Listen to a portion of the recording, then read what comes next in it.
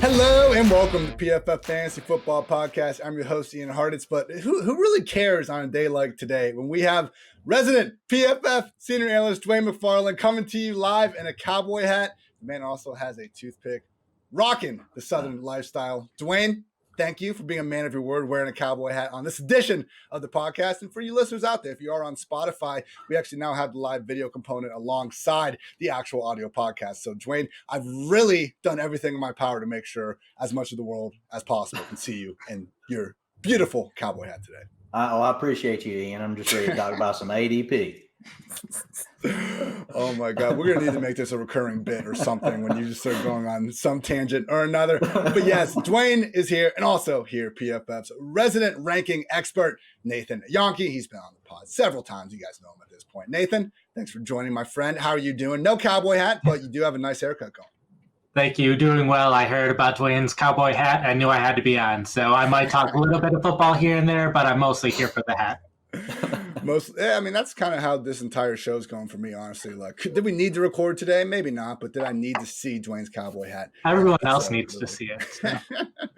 All right, everyone. We are going to be screen sharing throughout this edition of the podcast, so I invite you to check us out on YouTube or, again, on the Spotify. Just I think makes it easier to go through some of the charts and things that we will be showing throughout this episode. So we're going to kick things off with a look at a great study that Dwayne's been working on really over the past 2 weeks. Dwayne, you took a week off on vacation, but still managed to wake up not only earlier than me, but also already had something in my DMs just talking about whatever. And I'll tell you what, man, please don't stop, because all this stuff is incredibly interesting. Lately, you've been looking at just some of the big ADP movers from 2020 to 2021, trying to give an edge to those of those special degenerates out there that are already playing some best ball. Let's talk to the people, Dwayne, about your overall findings on some value where we can be doing best ball drafts now compared to kind of where we'll start seeing these ADPs in a couple months after free agency and the draft, get their shit together. Yeah, man, the weather was kind of bad here, and I was feeling kind of sick. So on my week off, so I was like, well, I guess I'll just go ahead and it's like when you love what you're doing, you just do it. I couldn't get outside and work in my couch. This is what I work. This is what I mow my yard in. So it's not regular attire, but we may bring it back, for a couple of other episodes. We'll see how this one goes. But yeah, I really wanted to dive into ADP just because we're getting to where there's no offseason, right? It's like there were already best ball drafts going on before the Super Bowl had happened. And so it just got me to thinking, okay, well, where are the edges? If people are going to be drafting now, because historically I've always been someone, and I'd love to hear your thoughts, Ian, Nate's thoughts. I've always found that I've done better when I draft late, right? You've just got more information. I also think the draft rooms get softer. You don't have as many really, hardcore football fans. Let's face it, if you're drafting in March, if you're drafting in February, you're drafting with hardcore fantasy football fans. You're not seeing any fish out there. Nothing but sharks out there. Maybe occasionally, right? And so it just made me start thinking, okay, well, how would we take advantage of this if we wanted to? And then, like, perfect timing, this week, Jack Miller came out with an article at Establish the Run where he actually went back and looked at underdog ADP, which only started in May last year for the contest that they made it available for. But what it showed is your median points scored got better the later you drafted. Also, your 90th percentile scores. So, because some people might say, well, if you drafted earlier, you might have swung and hit the big home run. You may strike out more often, but maybe your upside is bigger. And actually, the study that he did showed the opposite thing. So if you guys haven't seen that, I advise go over, check it out at Establish the Run. That's where Jack's full-time over there now. If you guys probably already know who he is. He's awesome. Jack does fantastic stuff. Dwayne, basically what you're saying is that one, it's hard to draft, earlier on in the year. We don't know the player movement and stuff. And two, there might not even really be an edge to it because, we're not getting the median projection. And for a lot of these tournaments, man, unless you're doing kind of just a 10, 12, person league where everyone's kind of drafting with this, same spot in time, maybe that's more okay. But particularly if you're doing one of these large tournaments that is just, open from now until the start of the season, you're really just doing yourself a disservice here by going this early. Well, I think that there may be an edge. Number one, the study that we got to look at for underdog doesn't go back into the months where really the biggest ADP moves occur. And so if you look at it from a standpoint of when the big ADP moves occur, so to qualify as big, they had to move at least 2 rounds, so 24 picks. So if you look last year in 2021, the number of picks or the number of times we saw that happen, and it had to happen month over month. Meaning, so if you were picked 48 in March, and then you were you were picked 24 in April, that's a 24 spot move, right? So over the course of last year, 38 different times a player jumped 24 spots in ADP from 1 month to the next. There were 3 months that really made up most of that. March, 8 movers. Well, what does March coincide with? Free agents. April, 8 movers. What's happening? You still have free agency going. Mock drafts are getting tighter. You're getting up closer to the draft where you have a better idea of where the teams may be going. And then in May, obviously, the draft is done. So there were 11 movers in May, 8 in April, 8 in March. If you Dwain, are these all positive movements? Yeah, these are all pluses. Okay, gotcha. These are the pluses, right? And so if you look at June, there were 4. If you look at July, 1. You look at August, 2. I feel like I should do a go on get like thing right here, like Jimmy Fallon. Like there is no reason to draft in July or August because you're not getting the most recent information. There's still going to be September changes to come. And guess what? In July, you're still drafting against hardcore drafters, and there's not an edge. All the big moves that are going to happen in ADP have pretty much already happened. You're still going to get your injuries. You're going to get those kind of things. But most of that's happening in August and September and training camp, preseason games leading right up to the season. So my thought is, and we'll be able to study this better next year, and this is why I use the FFPC data. Thank you to Fantasy Mojo. You can find him at fantasymojo.com. He has all of the FFPC, best ball, season long, all of the ADPs for the past several years. So that's where I pulled all this data, and that's why I chose to use FFPC instead of Underdog, just because of the fact that I could actually go back and look at drafts that had happened now, January, February, March, April. And so there could be an edge. And so the thing you have to think about next is, okay, if these are the times where you're seeing the biggest moves, what types of players are moving? Well, we just kind of talked about the NFL calendar, and I just really kind of proved it out. And that's the chart that you're really showing on the screen here if you want to blow it up for folks. But if you look at changes from 12 to 24, in ADP, there were 43 total last year. 5 of them were rookies. 7 second year, 4 third year. I won't go through naming all these out, but if you just really go down to the bottom, this is actually pulling together 2021 and 2020. 18% of the moves of 24 spots or more were of rookies. 15% were second year players. That one was kind of a surprise because there's nothing truly. It's not like we have a timestamp associated with a second year player. I guess we just attribute that to as draft season goes on, people do gravitate towards younger players. It's a hypothesis. I don't know for sure that that's the reason. Third year players were the last place for me, 7%, but everything else was below 7%. Free agents or trades, 17%, and then vacated opportunities are 11%. So if you look at a lot of what's happening in May, June, July, and we don't see much movement once you get to June and July, it's because all of the vacated target stuff is also tied to free agency and the draft because we're sitting there watching this player left, this player went here, they didn't draft someone, they did. And then we're all doing our projections, and that's where ADP adjusts from, right?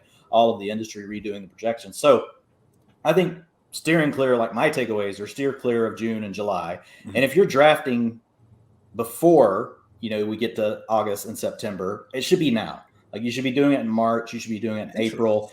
Once you get to and honestly, I wasn't able to look at this because I couldn't break it down just by the exact dates. If I had been able to do Underdog, I could have. I wanted to see how quickly it changed after the draft. Like, is it literally like the next day, like in 2 days, all that value's gone? My guess is I want to say they reset their ADPs pretty quickly, which is kudos to them for kind of making it easier on the old fish that probably start getting out there a little bit more in May. Nathan, I mean, your dynasty rankings have been live on PFF really since the season ended. You're such a freaking savage that I think you already had your 2022 rankings out, a couple of days after the season was over. I think probably the thing that I, and I'm sure a lot of other peers in the industry respect most about your work, Nathan, is not a single preseason, regular season, not a single slate went by this year where you didn't have your immediate workload takeaways out shortly after those games were over. Nathan, I know the answer to how do you adjust your rankings is 365 days a year, but is what Dwain's saying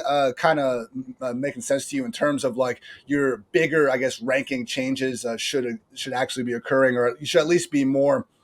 What's the right word? You should be willing to take more of a stand on these rankings in the March and April months because it's so much easier for everyone to kind of figure out after the pieces fall where they fall.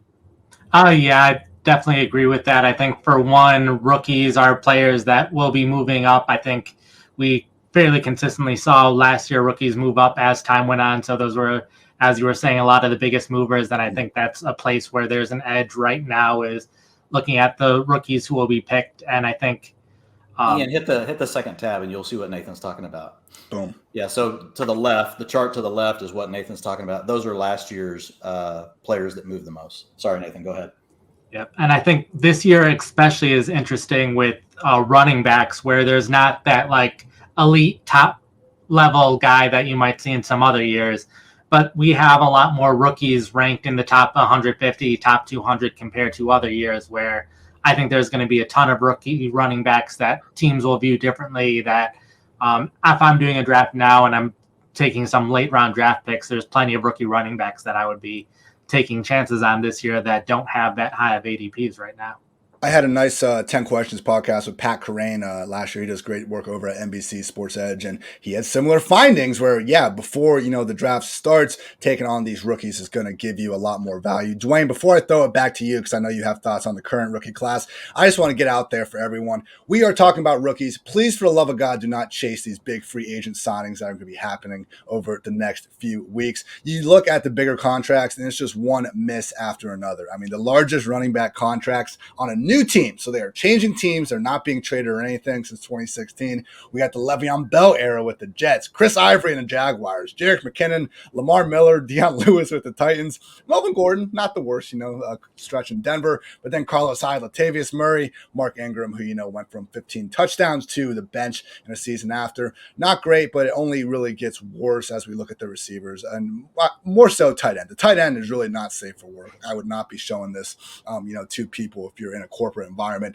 Johnny Smith, Austin Hooper, Hunter Henry, Kobe Fleener, Trey Burton, Jimmy Graham, Jesse James, Martellus Bennett, Ladarius Green. There's a name. Tyler Kroft. Those are your highest paid new tight ends contracts going with the new team since 2016. Finally, some of the wide receivers topping the list: Kenny Golladay with the Giants, Sammy Watkins with the Chiefs, the Pierre Garçon San Francisco 49ers era, Tyrell Williams with the Raiders, wish he didn't get hurt, Allen Robinson, Paul Richardson, wish he also didn't get hurt, Marvin Jones, Robert Woods, Golden Tate, Corey Davis. There are a couple guys on this list that were not terrible, but more times than not, rule of thumb should be if we see a player that's just receiving any level of financial investment from a new team, man, be careful about chasing that overvalued ADP in fantasy land, because time and time again, just seems to be like if a player really is worth it moving forward, a team's either not letting them go in the first place or they're going to trade them away. So with that in mind, Dwain, let's talk about some of these rookies that people might be able to get an early start on, because again, just really being underpriced relative to where we expect them to be priced here in a few months.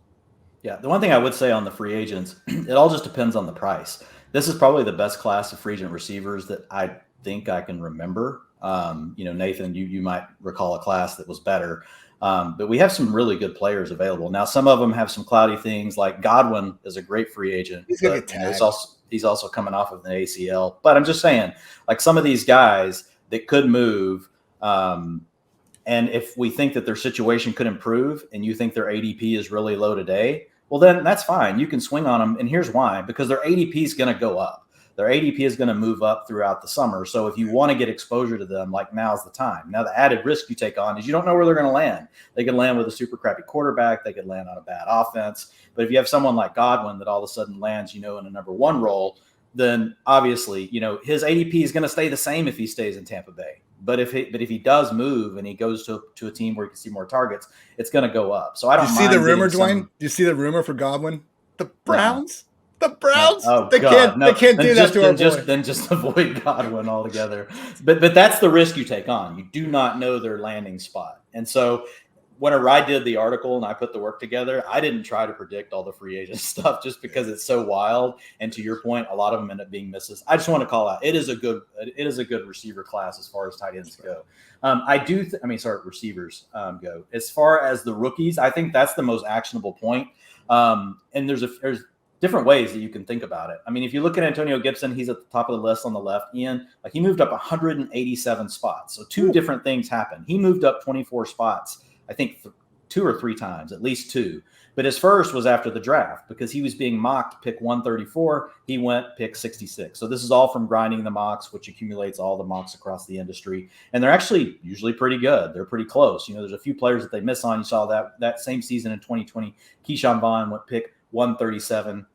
he moved up 111 spots in ADP. But Antonio Gibson, remember the other piece of news that happened is they later released Adrian Peterson. And so then he got another bump. Then he moved from like round 8 all the way up to round 4 or 5. I also think in early August, Ron Rivera comped Antonio Gibson to Christian McCaffrey, as he's done with like 5 other running backs. They're talking about the pony offense and the galloping and yeah. So knowing all of that and knowing that we have all this really good mock data, the chart on the right is just simply taking your FFPC ADP currently, that's as of Monday, underdog ADP as of Monday, and then just looking at the overall expectation as far as mock drafts right now. And so Kenneth Walker like immediately sticks out. Like he's being mocked at 57. That's the first back off the board. He's still being drafted in the 8th and 9th rounds. So you should be building your strategy. If you're going to draft today, you should be building it knowing that you're going to take shots on these running backs, especially the ones that their ADP is in disconnect with mocks, right? Isaiah Spiller over at FFPC, not as great, but over on Underdog, still pick 101. We know he's a guy that profiles as a receiving back as well. So Kenneth Walker and Isaiah Spiller are the 2 biggest, but Kyron Williams, Tyler Algier, they're fine as well because they're so cheap. Nathan talked about taking swings even later in the draft. You can see there's a ton of guys here that are all actually being mocked pretty close together, like 88, 80, 88, 89. And there's only one guy that's been drafted outside the top 100 that's really climbed, and it was Michael Carter. He was picked 104 last season. So typically you want to focus on the guys in the first 3 rounds that are mocking inside the first 3 rounds. And then for receivers, Drake London, I mean, we've got him at the top of the PFF board. He's not at the top of my board, but if he has some big news come out, Dwayne, big news on Drake London. So he says that, the uniform that he would like to wear is the swaggiest one. And also that the NCAA 14 is the best video game of all time. I'm not sure there are 2 So he's quotes. at the top of your ranks right now. I'm not sure there are 2 quotes an incoming rookie could have said to sway my heart more than what Drake London has come out with. So I am now a lifelong Drake London stan. So careful with, criticizing my guy in the future, Dwayne. Hey, he's probably, if he's the first receiver off the board, look, and if the mocks right now, you've got London going 17, you've got Garrett Wilson going 17, Traylon Burks is mocking at pick 16. So there's decimals on these, but you guys get the idea. Olave's mocking inside the first round. And so all of these guys, Burks is a little expensive over on Underdog around, he's going pick 68, but over on FFPC, you get him at 88, Garrett Wilson, 109, Drake London, 124. Those are going to shoot up. Like Drake London, if he goes at pick 10, I think Daniel Jeremiah in his last mock had him like inside the top 7 or something. Like if he climbs inside the top 7, like you'll see Drake London, he'll creep from like round 11, 12. He'll be consistently going in rounds 8 and 9. Like, so these guys are going to climb multiple rounds once the draft happens. So again, the main takeaway is take shot on the rookies. You can use the mock drafts. They update like every hour. Based on any new information that's out there. You can get them at grinding the mocks, and then just look for the disconnect in ADP versus where these players are mocking, and then just really target those players. And then take a step back and think about your strategy. If you're going to be nailing all these running backs in the mid and late rounds, then it's great to just go with an anchor or maybe go more of a zero approach. So think about what that means for your roster construction on the first half of your draft based on what you're going to be going after in the middle rounds and later rounds. Nathan, I'm not sure exactly how much work you've already done on this incoming class. Are there any running backs or wide receivers from, film, analytics, wherever the work you've done to evaluate them that stick out to you at this time, or one of those situations where you're just kind of happy to scoop the volume, let the pieces fall as they fall, and then, we'll look at their team fit once it's time for that? Yeah, at this point of time, I typically see who other people are drafting and then just pick after them of whoever they're not getting, and typically that works out fine at this point since we don't know where these players are getting drafted. I could see the running backs in particular. There's so many different skill sets that teams will view these backs vastly differently from one another. So it's basically whichever teams are willing to get a running back earlier that they're probably going to use them more, that I'll probably look more towards where players land and how big of a role I think they'll have with the team than how much talent I think they have. Man, I was surprised, Nathan. I don't know if you've looked at this or maybe you've studied it in the past, but this was just looking at last year in 2020, like how close the mocks were several times. Like if you look at it, like on Najee Harris, obviously earlier picks is easier, right? They were dead on pick 24. Zach Moss within 6 picks. Michael Carter within 3 picks. Trey Sermon, they had it within 8 picks. You look at, Keyshawn Vaughn. I mean, yeah, they missed that one. Antonio Gibson was a miss. But, I mean, it's amazing, like, how close, like, some of these mocks really tend to stay. Clyde Edwards-Helaire was a little bit of a surprise. Like, he went 19 spots above where he was mocking. But I thought it was pretty interesting. I didn't expect to see, like, so many picks that were pretty close, especially once you get to, like, the second and third round. You expect it in the first round. But as you get further along, my takeaway was kind of like, wow, like, the mocks are actually better than what I thought they were. And that's, I think, the same thing as kind of holds true when we get an actual fantasy football season. Like, yeah, the first round is going to be pretty sharp just because that's what we're spending the most time on by far. Fantasy, we get into the more early rounds. But if you're going to take a stand on someone, it should probably be someone in those, mid-later rounds because, again, so many eyeballs have already been on these big guys. And not saying you need to always follow the crowd, but sometimes when we do, again, just have a lot of sharp people that are interested in this, all saying the same things. Shouldn't be just trying to actively ignore them either. One final note on it, Ian, is the guys that started off at the top really didn't move. So like Jonathan Taylor, he started off as a 4th, 5th round pick. Like he was really more of a 4th. He climbed a little bit. He got like a few spots. And so he'd go into the 3rd round every once in a while. So, I mean, if you look at a guy like Breece Hall that's already projected to be the top back off the board, like he could rise some if he lands in the perfect situation, but his ADP may not move a lot. It was the year before that or the year after Jonathan Taylor, there was another one, and I can't remember right now for whatever reason offhand, like who it was. But like it was Javonte Williams. Javonte Williams didn't move at all, and he landed in a bad spot in a dual backfield, and he still didn't move. His ADP stayed the same, pretty much. Like I think it moves 3 spots from January until August. Make sure you jump on those rookies. Best ball drafts of all shapes and sizes before we get the draft going. And to Dwayne's point, maybe some of these free agency guys too. Again, the big concern is the massive contract to a player changing teams as we've seen over time. Even running backs can have some second contract success if they are still with the original squads. But either way, we probably will see those ADPs boom up because what the hell else is there to talk about in March and April? I think all these guys tend to be a little bit overvalued because of that as well. Maybe, just maybe, some of you folks want to watch some real football, the USFL, sooner rather than later. Just saying, guys, I haven't dragged Dwain and Nathan down these streets into me yet. I'm not saying I won't either. So good stuff from Dwain. Again, check out using past ADP trends to identify optimal targets in early 2022 fantasy football drafts over at PFF.com. Next up, we want to have a quick discussion on some available carries and targets. Guys, before we were kind of planning out the show and everything, and yeah, it was brought up to my attention that apparently, and after I did some Twitter searching, it's very true. A lot of you out there just seem to completely think that available carries and targets, it's a waste of time. Trust the talent. Don't worry about, someone exactly booming because there's a lot of leftover carries or targets relative to what happened last year. Now, when I say available carries and targets, just starting, from the beginning, this is basically how many targets a team had in 2021, and then removing free agents, trades, whoever from the squad, how much available opportunity is there? So, Dwayne, on one hand, I can see how people can fall into traps with this type of stuff. Like with the Cowboys right now, let's say Amari Cooper's out of the picture. We got to look at, Michael Gallup, Cedric Wilson. Just look at Mike Davis last year. Like we all fell into it. But look at Cordero Patterson. We're like, who else is going to? But it worked for Cordero Patterson in the same situation. It didn't really work for Cordero Patterson. Patterson, like because he made the most of his touches. Like if you look at his utilization profile, you and I talked about it multiple times. Like backs that have his utilization profile, like don't score like as many weeks in the top 12 as Patterson did. Like Patterson never had 100 touches in a season until last year. I don't think he's getting more than 100 touches on more than a handful of teams other than Atlanta. That's my point. Yeah, I mean, I agree, but it's not like he became the bell cow. But the point being, the logic people used, right, for Mike Davis, it's the same thing. I mean, we've seen it multiple times where we just assume a lesser talent is going to take over, and they can't. But where I think it gets tricky, to your point, I think it does matter. The available targets matter if you've got other talented players remaining on the team that now get to divvy that work up by less players. Look, we see it we know it happens because we see it in season.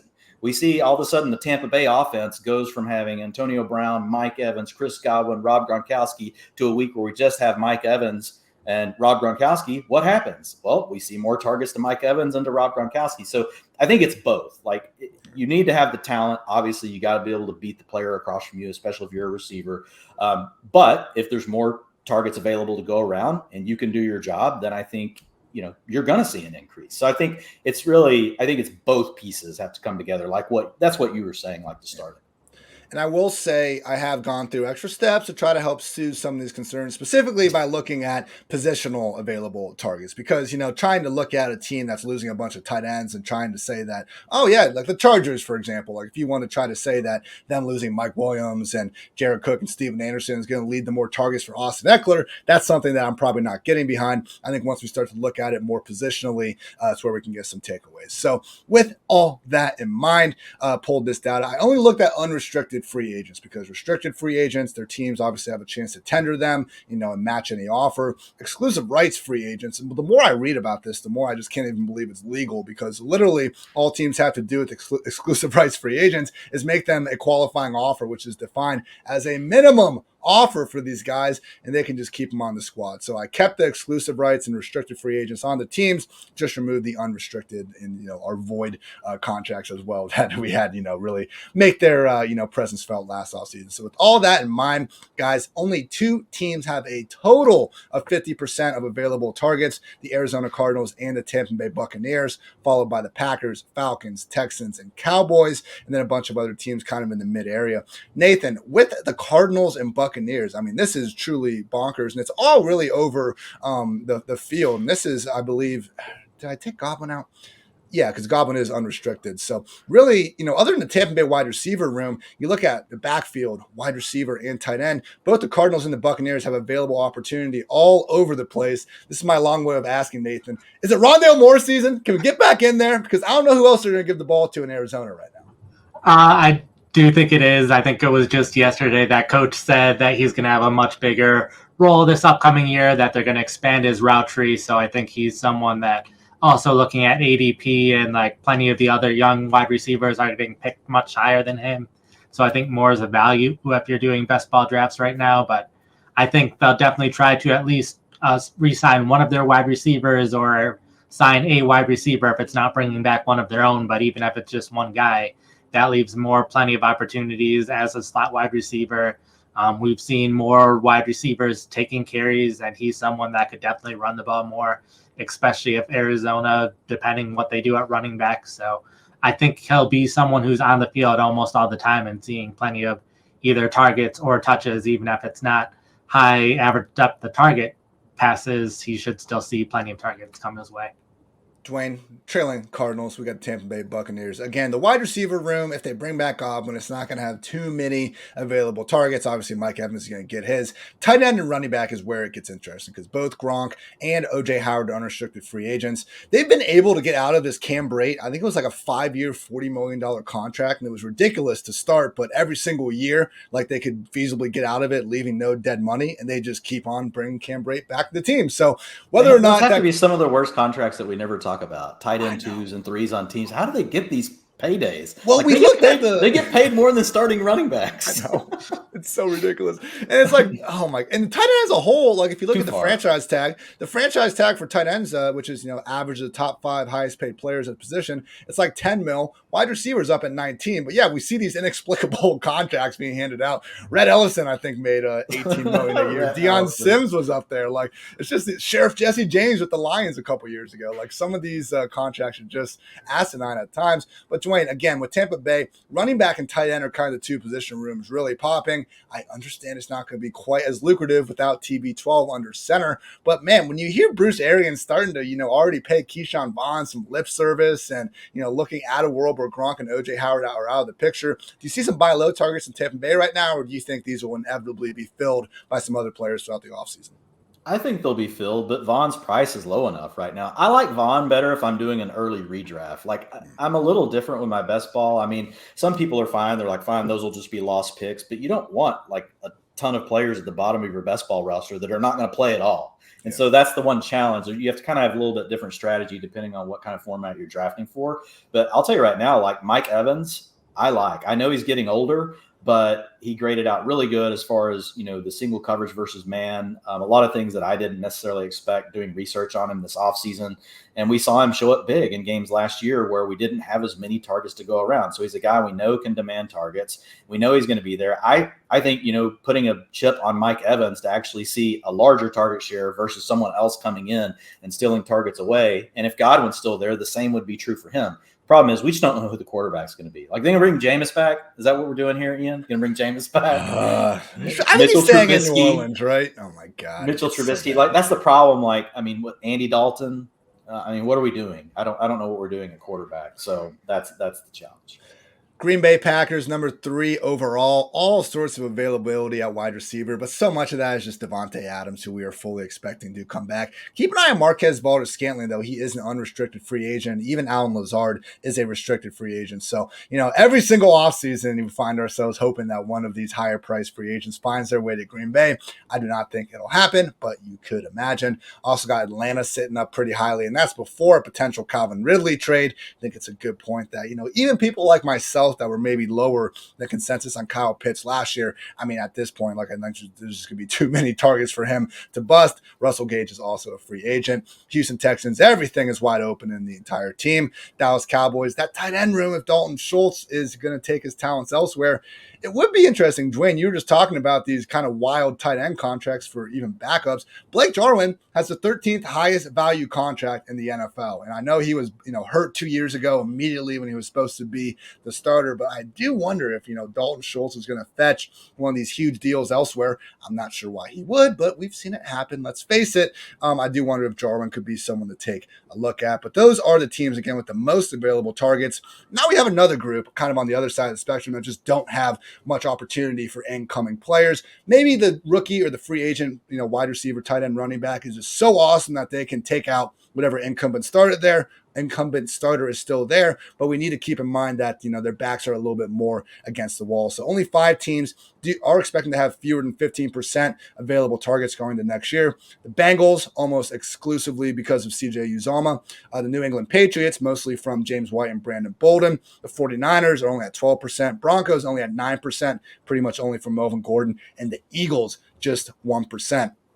Nathan, the Calvin Ridley trade thing has been interesting. I've seen the Eagles float out there as a popular destination. Now, with Jalen Hurts, I get it. He needs more than just one guy to throw to, and that, one wide receiver, Devontae Smith, all due respect to Dallas Goedert and everything he does at tight end. But it's like if Calvin Ridley or someone goes to Philly, while I think we can accept that would be a positive for Hurts in the real-life Philadelphia Eagles offense, man, I'm just not sure where that volume is going to come when we already have Devontae, we already have Goddard, and we're going to run first offense. So, Nathan, do you see like a Ridley to Eagles or any of these other big names to the Eagles being more of a good real-life move as opposed to fantasy? I definitely think it would help more in real life. I think with vacated targets in general and carries, it's something where I look at it very differently at running back than I do wide receiver and tight end, where running back volumes, everything. There are some of the best running backs in the league, in my opinion, guys like Tony Pollard, A.J. Dillon, that they'd be excellent fantasy football running backs. They're just in running backs by committees, so that some of these places where there's a lot of carries and targets available, if someone goes there, even if they're not the most talented, I could see them having value. Where wide receiver, it's something where I think talent has a lot more to do with it, and you're going to be on the field if you're a talented wide receiver. And if you're a place where you're not a talented wide receiver and still seeing the field, that isn't necessarily going to have a lot of fantasy value, like with the Falcons wide receivers last year. So like seeing Ridley or someone else in Philadelphia, I definitely think they will add someone. They have also the first round draft picks where they could definitely get a wide receiver with one of those picks. So I could see that being a situation where there's a talented person, and if they're talented enough like Ridley, they should see the targets. It's just the quality of throws that I'm worried about. Like Ridley had to compete with targets for Julio Jones throughout his time in Atlanta. So I'm not overly concerned about him not seeing enough targets. It's just as long as Jalen Hurts is throwing the ball well enough to get the ball to Ridley, which they have experience playing together. But that would just, if that happens, would kill Devonta Smith's fantasy values, since I view Ridley as a much better wide receiver, and he would be the focal point of the offense at that point. I just hope we get some clarity on that. Obviously, hope that, Ridley and everything he's gone through is just back to 100% personally. But my goodness, like just so many moving pieces were depending on where he goes and what could just be happening accordingly in the Atlanta offense. Dwain, it's NFL Combine week, so we've had, quotes flying around from GMs. Melvin Gordon actually received some approval, nice words from Broncos GM George Patton, who said, "I've had really good discussions with Melvin. I would like to have him back." Maybe not the most, resounding endorsements, but it certainly does seem possible that the Broncos bring back Melvin Gordon. Had some great stuff from Tage Seth when he came on the podcast talking about the law of 1,500 NFL carries and how NFL running backs that have surpassed that mark usually are not putting forward the sort of, rushing yards above expectation that you would expect. Right now, the three active starting running backs that have hit that: Melvin Gordon, Ezekiel Elliott, and Derrick Henry. So, Dwain, with Melvin Gordon coming back, is this a situation where, like, if we are in on Javonte, who I believe you had as your overall RB2, assuming Melvin was gone, maybe bringing Melvin back could honestly just depress Javonte's price enough? Because, again, maybe for 2020, particularly for Dynasty and beyond, man, I just don't know that Melvin still has enough gas in the tank to be a huge thorn in the side, albeit he was in 2021. But how much longer can he keep getting away with this? Yeah, I mean, well, he hasn't hit the wall yet. I mean, you mentioned the magic number of 1,500, so I mean, we'll see what happens. Like when I heard that quote, my thought was, "Ball's in your court, Melvin. We're willing to give you a little money. We'd like to see you as a Bronco, but you're not gonna get a big deal." So I think it's just going to come down. Does Melvin Gordon want to play in Denver, or can he get a little bit more somewhere else? But yes, if he does rejoin, I mean, if that depresses, because Gibson's going. Right, not Gibson. Javonte Williams is going early second right now already. So I mean, he's already way up there. So if for some reason Gordon resigns, what's that going to do? Push Javonte down to round 3 maybe. So I mean, yeah, I would still get some exposure to Williams, but I wouldn't be as excited. Only other running backs even close to that 1,500 carry mark: Joe Mixon at 1,170, Lenny Fournette at 1,090, Dalvin Cook 1,056, and Alvin Kamara 1,005 carries only. Tage was able to freaking show that targets and receptions just don't have the same impact. Gotta love what these kids are being taught these days at our fine local college institutions, wherever the hell I'm talking about. Let's finish up real quick here with just a couple other squads that don't have too much going. Patriots, like I said, James White and Brandon Bolden. Maybe, just maybe, we get a 2-back committee with Damon Harris and Ramondre Stevenson. That was always a thing last year. I feel like there was a team Harris and a team Stevenson, but people just kind of ignored the fact that Brandon Bolden was there, lowering the floor and ceiling for both guys involved. So just something to keep an eye on there. I have a feeling that one of them, if not both, will be back and will continue to stay annoyed, but you could imagine. And then with the Bengals, CJ Uzomah, I think him and Schultz are like the two tight ends where if they leave and go to another team to be their starter, I'm going to be fully out on them in fantasy. But if they come back to the original situation, I do still think they could provide upside tight end 2 value or so. God forbid, Rob Gronkowski decides to take his talents to Cincy. He did bring up that he would be interested in playing with Joe Burrow.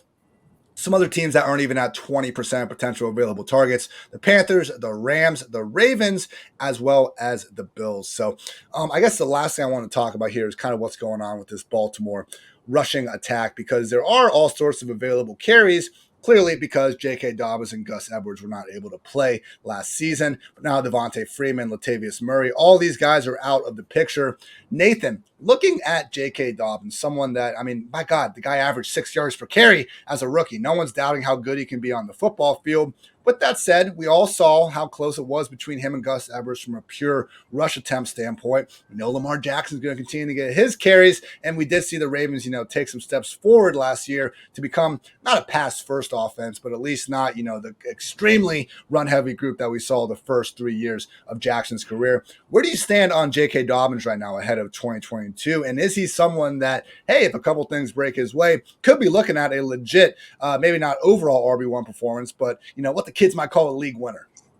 Yeah, right now I'm fairly low on him for a lot of the reasons that you just said. I think the team in general, the offensive line is another big part of that as well, where the offensive line isn't as good as it was earlier with Dobbins and the Ravens. So the Ravens have a lot of work they need to do this offseason on defense as well. I think it's something where if the Ravens can return to being a dominant team and can run a lot in the fourth quarter of games, that'll help get both running backs a bit more carries. But they have a lot of free agents, especially in the front seven, a lot of guys over the age of 30. So you would think just with the Ravens the past 2 decades, they'll have a good defense just from experience of what they've done over these past 2 decades, but it's not there right now. They need to get the players in place. They need to get healthy on defense in order to have the offense do as well as it once did. So I think there's plenty of things that can happen this offseason that would impact Dobbins going up or down, but right now it's really hard for me to see it when Gus Edwards is still there and Lamar Jackson's still the quarterback. Dwain, similar thoughts on Dobbins. I feel like he was someone that we were fairly low on together last year. Not saying he was outside the top 24 or anything, but it just did seem like, between having Gus there, having Lamar there, like there's only so many yards and touches for the guy. Yeah, the issue for Dobbins last year was the issue that pretty much every running back faced if you were going in rounds 4 through 7. We just love the receivers. Like the receivers were awesome that were going in that range. And so it was really hard to pull the trigger on a back that you thought could be splitting a backfield. What I will say about Dobbins, he doesn't fit your typical dead zone running back description, because we know that he's still young. We know he's still talented. There is a chance that he could just take over the backfield. So he is the kind of guy that, if he were to slide in a draft, like I would like to take him below ADP. Whereas there's certain guys that, are older that may be fitting into that dead zone that, maybe splitting carries that I just wouldn't even bother with. So when I see a guy like Dobbins, see a player like Etienne, like I'm willing to pull the trigger on them, especially whenever they fall a little bit past ADP. Cardinals, obviously, one of the closer situations to watch with both James Conner and Chase Edmonds being unrestricted free agents. If they bring them both back, then we'll get that split backfield again. But we have seen Cliff Kingsbury, who just got a sweet extension today, whether it was David Johnson, Kenyon Drake, Edmonds for a stretch, and even James Conner for a stretch, one of the few offenses that has been willing to give their RB1 a true 80% plus snap workload. So rare that you kind of see that around the league. But my God, James Conner, the guy just scored 19 touchdowns in 16 games last year. Whether it's going to be the Cardinals or someone else, he probably will get another chance, deservedly so, to be, again, a marquee NFL running back. Last situation I want to talk about, guys, is with the Seahawks. We did receive some word today from, Pete Carroll, who, of course, we can just always trust what he has to say to the media and everything. But with that said, he did point out that the Seahawks would like to bring back Rashad Penny if at all possible. Guys, specifically, Carroll says he is hopeful to get him back. Hopefully, we can get him back. That's literally all he said. Damn it, Pete. Okay, with Rashad Penny, though, guys, I was watching some of his highlights from the end of the year. You cannot pull a single freaking query these days on PFF Ultimate without seeing how bonkers his yards after contact numbers were. Didn't see as much as a receiver, but Dwain, if we get Rashad Penny back, we got Chris Carson. Apparently, despite having a degenerative neck issue that's always been there, he's expected to tentatively be there for training camp in week 1. Would you give Penny the edge over Carson here, or is this a situation where you think maybe both guys are going to be priced high enough to just avoid the situation until we get some clarity? Well, and right now I think people are assuming that Penny is back in Seattle because he's got like an 8th and 9th round pick. That's his tag right now. So if people thought he was going to another team, I think his ADP would be moving up some. The problem with the Seahawks is, and Nathan can tell you, it's the volume. Like their play volume is terrible. It's even worse for the passing game, but there's just not enough plays to go around. So if you're in any kind of committee, it's just problematic. But yeah, you mentioned it on Penny. Like if you look at him in 2021, missed tackles forced per attempt, 0.06 above the league average, yards after contact, 1.59 yards above the league average, explosive rush rate, carries of 10 plus yards or more, 5.5 points above the average at 16%. So, yes, I think Penny, the availability, you mentioned it, it's a problem, but he's the most explosive player that's available as far as, the running backs go in free agency. I really hope that he lands in a different situation and an offense that can just, provide more volume. Yeah, Dwain, I think one of my favorite parts of the Sunday night podcast was you just, almost like failing to understand how few plays the Seahawks could run during some of those first halves and, even the full games throughout the year. Hopefully we get a better version. Coming to a realization live on the air. Yeah, that was right. Awesome. That was something. Can this be right? All right, everyone, before we go ahead and get on to some of our top ADP values, at Underdog Fantasy, shout out to the folks at Underdog. I want to give a shout out to some of our other sponsors here. specifically DraftKings. Hoops fans, the latest offer from DraftKings Sportsbook, an official sports betting partner of the NBA, is too good to pass up. I'm talking between the legs 360 windmill good. New customers can bet just $1 on any team. You get $150 in free bets. If they win, it's that simple. Download DraftKings Sportsbook app now. Use promo code PFF. Bet just $1 on any NBA team. You get $150 in free bets if they win. That's promo code PFF at DraftKings Sportsbook, an official sports betting partner of the NBA. Must be 21 years or older. Minimum age and location requirements vary by jurisdiction. See DraftKings.com/sportsbook for a full list of requirements and state-specific responsible gaming resources. If you have a gambling problem, call 1-800-GAMBLER. Also, always love our fine folks at Western and Southern. The Fantasy Podcast is sponsored by Western and Southern Financial Group. While you focus on your roster moves, Western and Southern helps advance your money moves. Buying your first home, planning to start a family, wondering how to make your money grow. Literally things that are all on my mind. Maybe I should listen to my own freaking sponsor. Western Southern's playbook of life insurance, investment, and retirement solutions helps you rest assured on game day. Team up to understand needs and address goals with a game plan built just for you. Get started at westernsouthern.com/PFF. And how about PFF? You can get 25% off any PFF subscription if you use code FANTASY. I've mentioned Nathan's already got his dynasty ranks there, his 2022 ranks there. Dwayne's not too far behind. I mean, the stuff that he's talking about with ADP, you're not going to find on any other website. We're bringing stuff like that to you each and every day of the week with our locked article content. We also have our NFL draft guide. Mike Renner and the gang has done a fantastic job with that. A completely unlocked mock draft simulator, 2022 free agent rankings, data and grades from the entire 2021 season, and more. Each business's, goal and all that is their own business. But what I do love about PFF is not only that we like to think that we're pretty smart. Obviously, some people think we're douchebags because of how we kind of display that. But we also give you the tools to go come to your own conclusions if that's what you're into. So if you just want to go through, look at the ranks, we have that for you. If you want to go through and make your own thoughts, come to your own conclusions, and use the best data in the industry, we can also provide that. So support the pod. Use promo code FANTASY for 25% off any PFF subscription. Again, that is code FANTASY. And finally, can I get a round of applause, everyone? Today, I'm excited to announce Manscaped launched their Ultra Premium Collection. Believe it or not, it's for your not-so-private parts. I'm talking about a leveled-up hygiene routine with your favorite manly scent. This is an all-in-one skin and hair care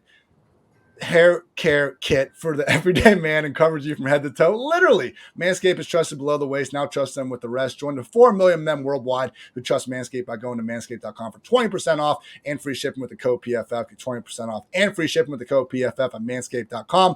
The power of attraction is now in a bottle thanks to Manscaped. Maybe I should get on that, guys.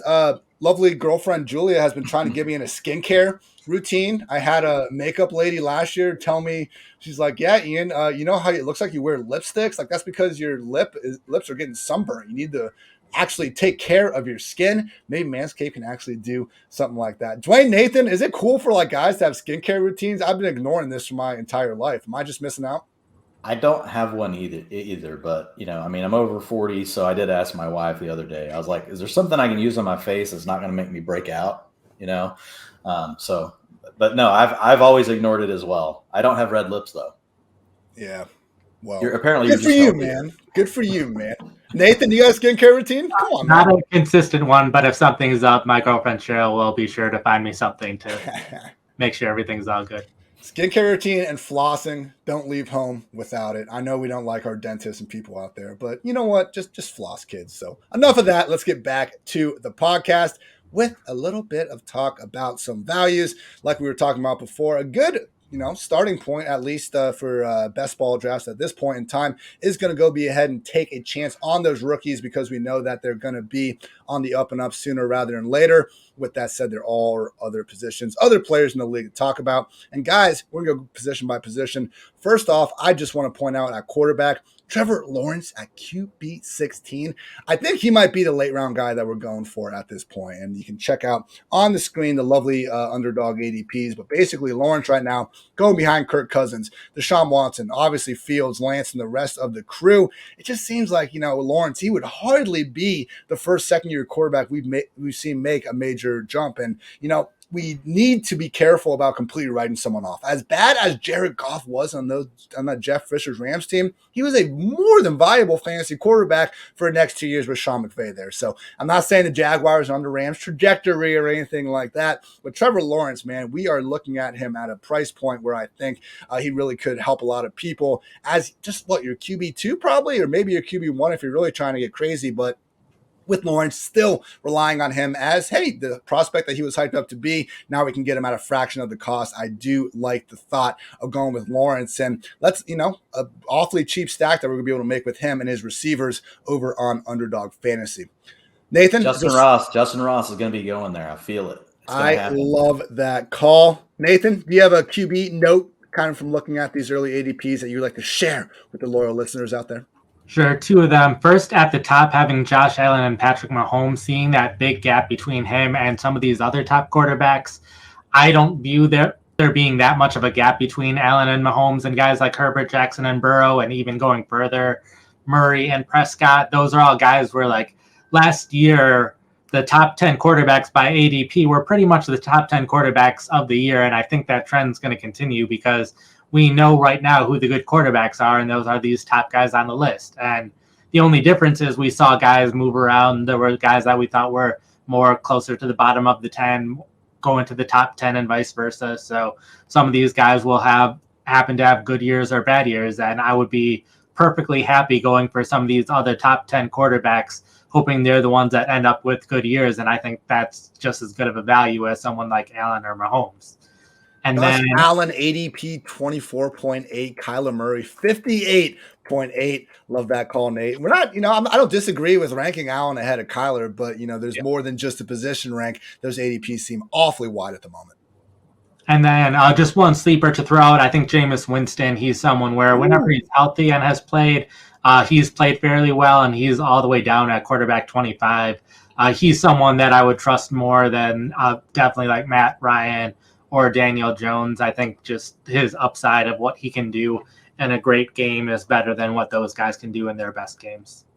Jameis last year, man, if you actually just look at his big-time throw rate, turnover-worthy play rate, it was arguably the best version we've seen from him in terms of actually limiting those turnovers for once while continuing to show off that big downfield deep ball. And let's face it, he was doing it with arguably the single worst group of receivers in the league at his disposal. Hopefully Michael Thomas is healthy if he chooses to come back to New Orleans. Maybe like Dwain was saying, we see him go to Tampa Bay and be in an even better situation. Dwain, looking at this quarterback landscape, what sticks out, my friend? I think from a high level, like Nate nailed it. Like that's the way to think about it. And it's probably going to be pretty similar to last year. I'm going to be taking the guys that look the most like the ones that should be at the top that are sliding in drafts. So Kyler obviously fits that. Anytime he slides past ADP, I'll be drafting him a lot. I'll get some shares of Trey Lance, but if I just had to pick one right now, it's Justin Fields. He and Trey Lance are very similar. But you're getting him at pick 97, 98, and Trey Lance is at 76. So, that's a 20-point difference, a 20-spot difference, almost 2 rounds in ADP. I think you're getting similar upside, getting similar type player. The last one I would throw out would be Malik Willis. I wouldn't probably want to do it. I might do it a few times over in best ball, but I like it more in long, like 20-round season-long stuff where I can also still go ahead and release him. But look, he has the profile of these other two guys. He's going to be a guy that can run. If he lands in the right offense where he gets to be a starter, Malik Willis will climb ADP. Like he'll creep up. Watch. He'll end up being around 12, 13. Could even go higher than that depending on where he lands because of his legs. Malik Willis is not running at the combine, but he did kind of have a smirk on his face when he talked about maybe doing so at the pro day here down the road. So something to keep an eye on there because, look, you don't see quarterbacks weighing, 220 pounds over 6 feet running a sub 4.40. I'm not saying Malik will run that, but it certainly seems like if you've seen his tape, it's in the realm of possibility. Looking at running back, guys, this is gross. I don't feel good about it.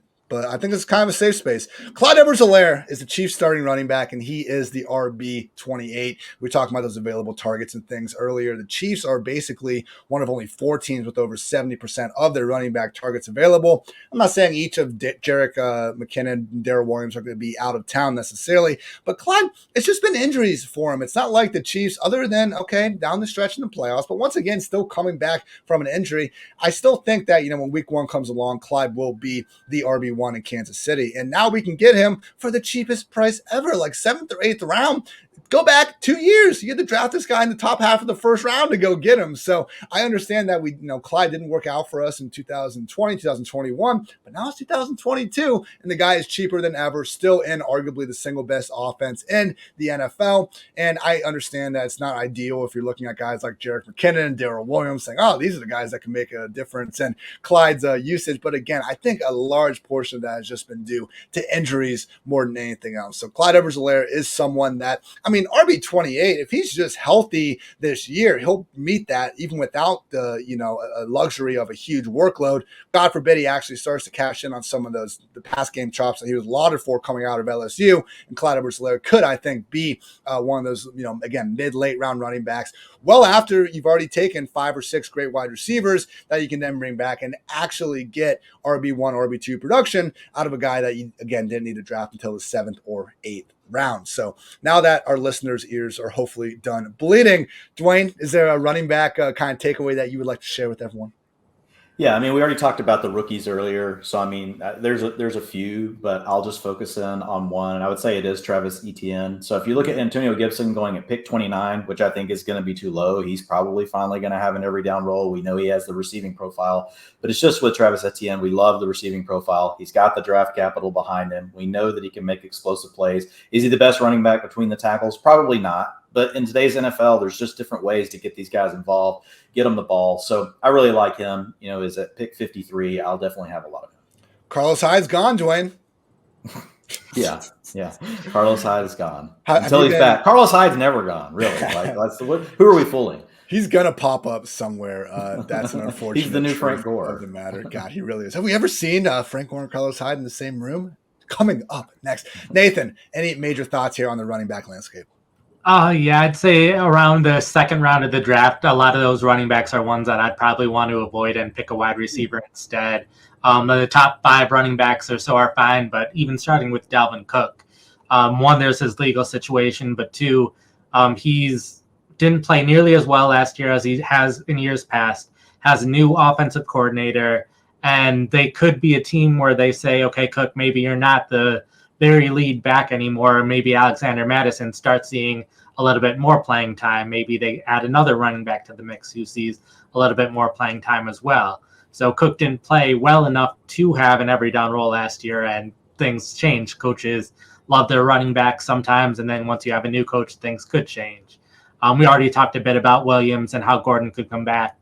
And Cincinnati, they have plenty of draft capital, plenty of free agent cap room. They could try to upgrade from Samaje Perine, and like you said, he already has over 1,000-something carries in his NFL career, so he's someone that could get mixed in a little bit more. And then the running backs that are directly after that, Alvin Kamara, we saw the Saints, once they added Mark Ingram, Kamara's role decreased. He's starting to get at least somewhat up there in age for a running back. And DeAndre Swift's another situation where they had a new head coach last year. They could add another running back either in free agency or the draft, and that could really mess with Swift's value. He could be just a receiving back in that situation. So these are all backs where there's something that could go wrong that could definitely hurt their value this year, where the wide receivers in this range are much, much safer bets of players that we can trust to produce next year as long as they remain healthy.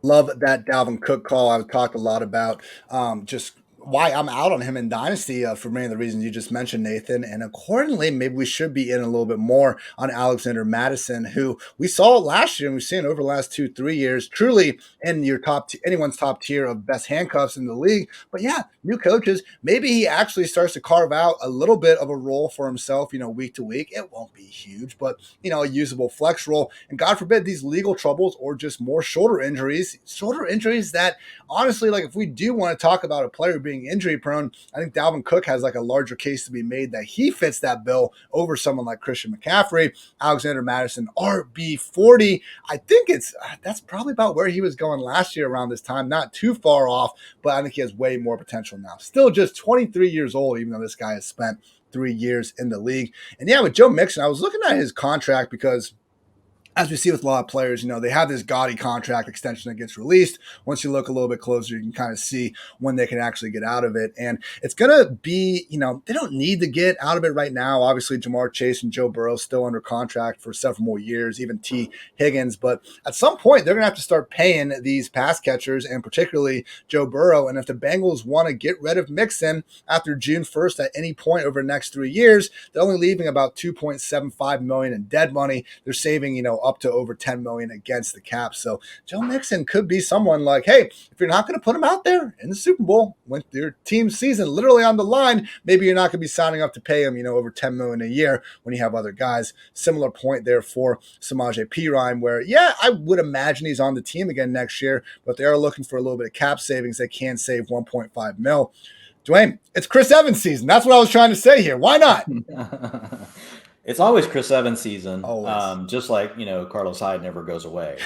We'll work Chris Evans into plenty of conversations. But, hey, he was making noise last training camp, and Samaje Perine honestly didn't do very much. I can't remember who had the tweet, but it was just like they were talking about Zach Taylor and how he must have just went in like before the game in Madden and just set, the status to Perine to third down RB, and like he had to keep putting him in even though he wasn't playing well. Yeah. He's not the only guy to do that. There was a time earlier this year when I think Jeremy McNichols got like a 4th down snap over Derrick Henry. It has happened. I wish it didn't, but we highlighted him every week on the utilization report. Coaches that would keep doing that stuff. And by the way, nothing was more frustrating last season than when Mixon was missing time, and then we had to try to look up like Chris Evans on Twitter, and you couldn't find anything about the running back because there's that damn movie star out there taking up all the headlines for himself.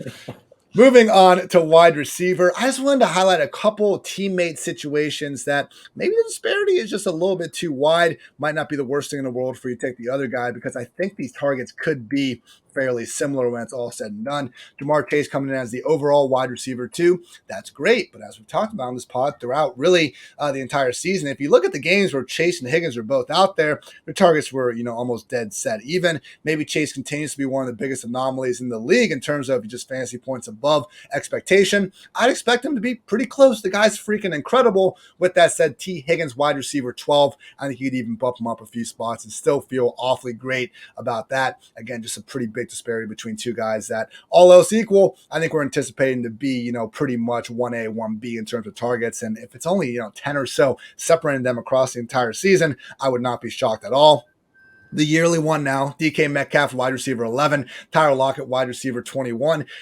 People just keep expecting Tyler Lockett not to keeping on. Like, guys, it's how many times do we need to see this before we just accept that Tyler Lockett's one of the best wide receivers in the game? 4 straight years with at least 8 touchdowns. He's gone over 1,000 yards in 3 straight years. He missed, 1 game last year. Previous to that, he had missed, 1 game the rest of his career. So Tyler Lockett, he's on the field. They just gave him a massive extension in April, I believe, of last year. He's getting up there a little bit, 29 years old now, but I just think with everything we've seen from him and Russ over the years with the Seahawks, really just, again, continuing to feed him and Metcalf, it's one of these situations where it's probably just too big of a difference between those two guys. Much like Chase and Higgins, yeah, I would take Metcalf over Lockett if I was starting my own team, but in terms of what we're expecting in terms of raw target numbers, I think Lockett and Metcalf will be pretty close when it's all said and done. And the trickier one, Deontay Johnson, wide receiver 15, Chase Claypool, wide receiver 41. Claypool scored, 13 touchdowns as a rookie? And yeah, it came crashing back to earth last year. Maybe that has something to do with playing with Ben Roethlisberger's freaking corpse under center. So Claypool, he's someone that just athletically looks like a monster. I mean, I remember hearing people trying to call him a tight end coming out of Notre Dame, and I almost think that was because he was such a damn good run blocker. You could watch what he was doing on the outside in some of these plays, and it's like, my God, let's get this guy closer to the line of scrimmage. But I seeing him as a rookie, get design jet sweeps, running just straight past, Denver Broncos cornerbacks, for examples. And then last year coming in, playing through a lot of pain. And let's face it, just facing way too much flack for doing a little stupid first down celebration at the end of a game. So I really think like dumb things like that can depress ADP. And when we now look at this offense where we have a new quarterback under center, whether that's Mason Rudolph or whoever, I just think that disparity, wide receiver 15 to wide receiver 41, is far too high between Deontay and Chase Claypool. Nathan, wide receiver thought, go. I think the biggest one that stood out to me was Brandon Ayuk. When I checked, he was wide receiver 35. And that's exactly where he ended up last year in terms of fantasy points. But then when you look at what he did at the start of last year versus the end of last year, he wasn't playing all the time at the start of last year. I don't know if we ever figured out exactly why he wasn't seeing that playing time or those targets, but they eventually happened, and he was a top 20 wide receiver over the second half of last year. And I expect big things out of Trey Lance. I think he can do even better. Ayuk can do even better with Lance at quarterback. I know it's hard to have both him and Deebo Samuel out there, but hopefully Samuel just plays more of a running back role, which would give Ayuk the clear wide receiver targets. So I think that's probably the biggest one where I'm seeing a wide receiver above his ADP. And then we talked a little bit about Devonta Smith earlier, but right now he's getting drafted similar to some of those other now second-year wide receivers. Amon-Ra St. Brown is right there as well. Elijah Moore not too much further ahead, but Smith's someone where I could see the Eagles definitely adding a wide receiver to the mix, which would complicate things. Just since I don't think they continue going with Jalen Reagor and Greg Ward and whatnot at Quez Watkins as the other wide receivers. They have to upgrade there, where there's very few other teams that can have so much room to upgrade at the other wide receiver spots. And they still have one of the better tight ends in the game, one of the better young tight ends, and they love running the ball when they're winning. So I think that's a situation where I'm not too high on Smith. He has to play a lot better just himself in order to reach that ADP, where some of these other players, I think it's more of a more likely situation that they hit their ADPs. Nathan, would you take Devontae Smith or Darnell Mooney straight up? Right now, I'm thinking Mooney, since I think I am too. Look at that difference. 6 offense.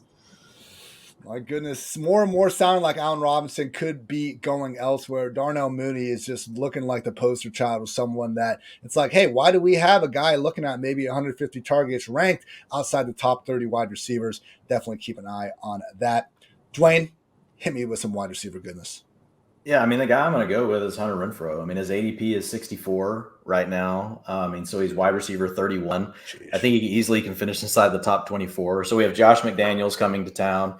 If you look at Josh McDaniels, he's been able to keep his slot receiver on the field by using them more in the Z, whether they're in the 12 or 21. So meaning when they go to 2 tight ends or they go to 2 running backs, he still does a nice job historically of keeping that player on the field. So if you look at Jacoby Myers, Julian Edelman, Wes Welker, they all eclipse 90% routes per drop back under Josh McDaniel. So I think you're going to see the same thing with Hunter Renfrow. I think he'll be on the field more. Yeah, Zay Jones came on, down the stretch last year, and they'll probably do what they can to re-sign him.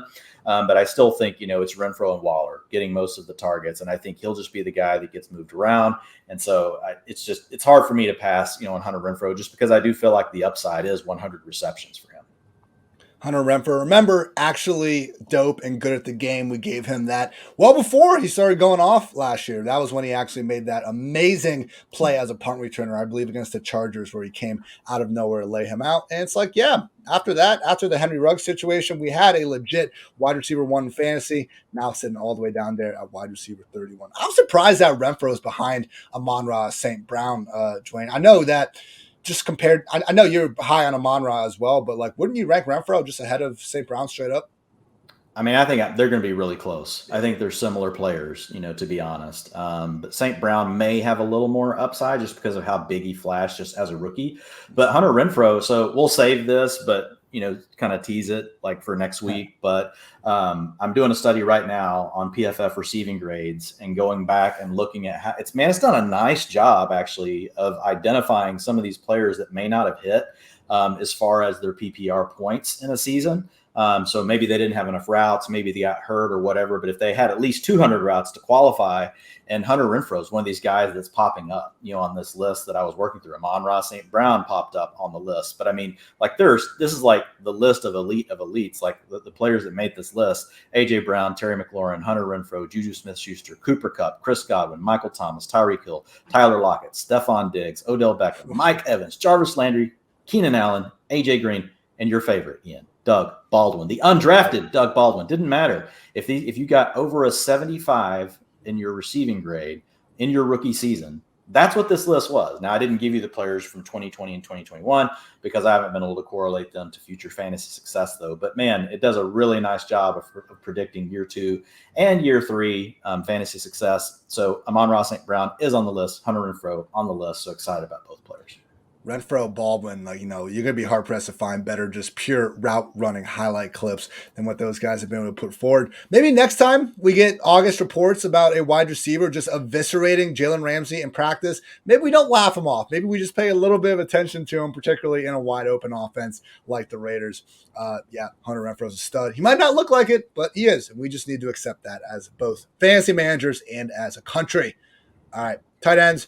Guys, every year I do it. I'm doing it again this year. I fall for a late round tight end. This year it's Irv Smith. I'm feeling better about it than the past years. We've had Adam Troutman miss. We've had the Chris Herndon miss. Irv Smith's going to be the hit, particularly if maybe, just maybe, Tyler Conklin, unrestricted free agent, takes his talents elsewhere. But the big thing with Irv Smith, and it kind of goes hand in hand with what Nate was talking about with Dalvin Cook, the Vikings, when Irv has been there, it was also there with Kyle Rudolph, and they just split reps. I mean, Irv Smith, I think, and Dallas Goedert had a very similar beginning of their career. Not that they're the same player, but an incredibly talented backup tight end that we saw flash with their opportunities. Unfortunately, in fantasy football, if you have 2 legit tight ends, you usually have none just because of how, stretched the volume is thin between them. But Irv Smith, tight end 18, 150 ADP behind guys like Logan Thomas, Tyler Higbee, Hunter Henry, Zach Ertz. I'm not saying those guys are all terrible picks before him, but at the same time, guys, Irv Smith still just 23 years old. He got hurt very early on. I mean, he didn't get to play the season last year, so you would like to think that because they didn't rush him back, he'll be close to full health by week 1. Irv Smith is the late round tight end that you need to be going after. And social media graphic, use that line. I'm fine with that. Let's go hard in on Irv Smith this year. I'm not afraid of it. Irv Smith, maybe, just maybe, is the late round tight end one that we've all been searching for over the past 2-3+ years.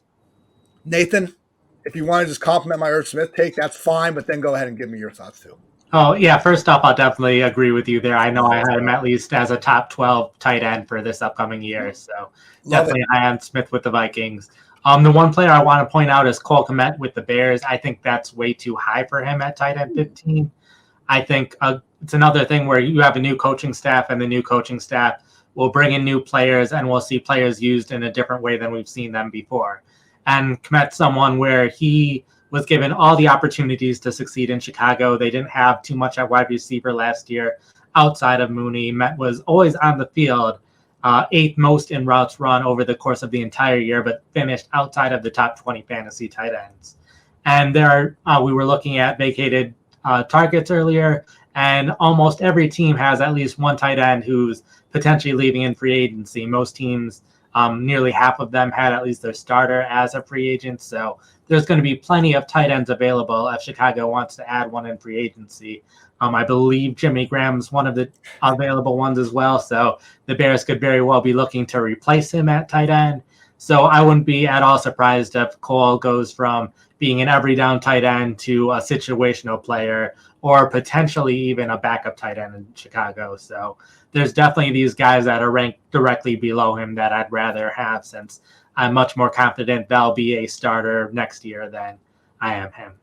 I am confident that Jimmy Graham gets a number from some team out there that's going to make a lot of you scoff, but I don't think we'll get a no trade clause this time around. Dwain, final thoughts on the tight end rooms, and why are we praying David Njoku goes to the Chargers? Come on, we want this one nice thing. Give me the Njoku the Chargers. Not too much to ask, but other than that, what are your thoughts?